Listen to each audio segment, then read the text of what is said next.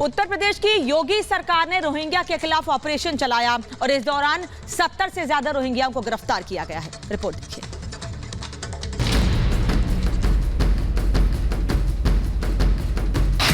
योगी का युद्ध रोहिंग्या के विरुद्ध।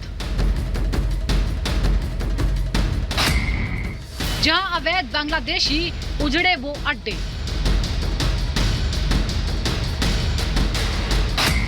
घुसपैठियों पर यूपी एटीएस का हंटर।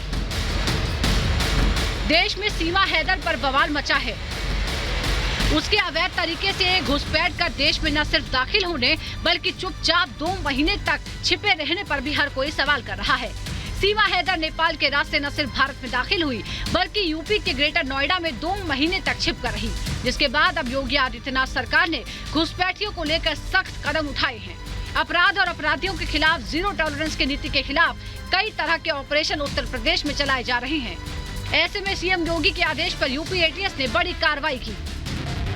भारत के अलग अलग राज्यों के शहर में अवैध रूप से घुसपैठ कर रोहिंग्या मुसलमान रह रहे हैं। इस बात की जानकारी योगी सरकार तक पहुंची तो उन्होंने एक्शन ले लिया। पश्चिमी यूपी में एटीएस ने ऑपरेशन रोहिंग्या चलाया। 6 अलग अलग जिलों में छापेमारी की और अवैध रोहिंग्या के खिलाफ अभियान चलाया। इस दौरान यूपी एटीएस ने 74 रोहिंग्याओं को गिरफ्तार किया, जिसमें मथुरा में सबसे ज्यादा 29, अलीगढ़ से 10 महिलाओं समेत 17 लोगों को, गाजियाबाद से 3, सहारनपुर और मेरठ से 2 रोहिंग्याओं को अरेस्ट किया गया है। यूपी एटीएस के मुताबिक इन जिलों में रोहिंग्या अवैध रूप से रह रहे थे और खुफिया सूचना के आधार पर ये छापेमारी की गयी।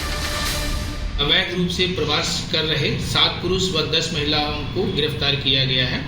पूछताछ पर इनसे पता चला कि ये मूलतः म्यांमार के रहने वाले हैं।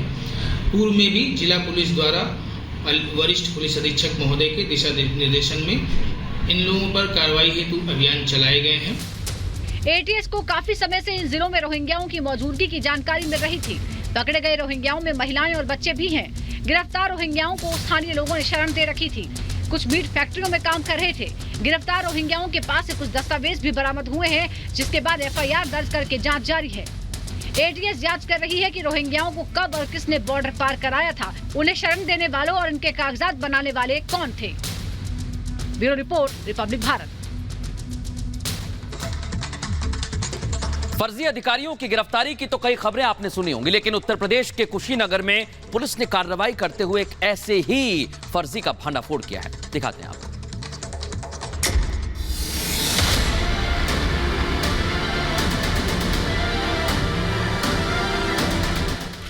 नाम उत्कर्ष पांडे, काम फर्जीवाड़ा, आरोप वायुसेना अधिकारी बनकर ठगी। वायुसेना की वर्दी में नजर आ रहे इस युवक का नाम है उत्कर्ष पांडे, जो आज पुलिस की गिरफ्त में है। इस पर युवाओं से ठगी का आरोप है। उत्कर्ष ने गांव में अपना रौब जमाने के लिए खुद को वायुसेना में फ्लाइट लेफ्टिनेंट बताया। कई युवाओं को सेना में नौकरी दिलाने का झांसा दिया और लाखों की वसूली की।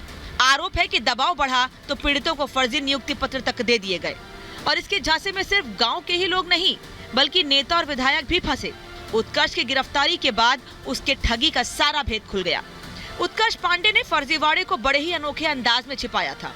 उसने एनडीए की परीक्षा दी, परीक्षा में फेल हो गया, लेकिन गांव और परिवार में उसने खुद के पास होने की खबर दे दी।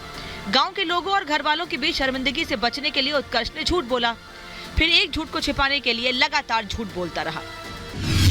उसने गोरखपुर में वायुसेना की वर्दी सिलवाई, लखनऊ के चारबाग रेलवे स्टेशन के पास वर्दी की दुकानों से मेडल और रिबन खरीदकर वर्दी पर लगा लिया। कुशीनगर में कसाया बाजार के जनसेवा केंद्र से उसने सेना का आइडेंटिटी कार्ड भी बनवाया। अपने झूठ को सही साबित करने के लिए उत्कर्ष गांव में सेना की वर्दी में आने जाने लगा। वर्दी और कार्ड देखकर लोग उस पर विश्वास करने लगे। फिर उसने जालसाजी का खेल शुरू कर दिया। उत्कर्ष ने नौकरी दिलाने के नाम पर वसूली शुरू कर दी। उत्कर्ष के जालसाजी के फेर में विधायक, सांसद और अधिकारी तक फंसे। अपने परिजनों को नौकरी दिलाने के नाम पर वे उत्कर्ष तक पहुंचने लगे। उत्कर्ष ने सबसे नौकरी दिलाने के नाम पर रुपए वसूलना शुरू कर दिया। 5, 7 और 10 लाख रुपए तक की वसूली की। एसटीएफ ने उसके खाते से 10.5 लाख रुपए बरामद किए हैं। उसने खुद को अधिकारी के तौर पर दिखाने के लिए एयरफोर्स के तौर तरीके भी सीखे। लोगों से वो बड़ी ही तमीज से बात करता था, लेकिन अब एसटीएफ अपने कब्जे में लेकर उत्कर्ष से कड़ाई से पूछताछ कर रही है। Bureau report, Republic Bharat.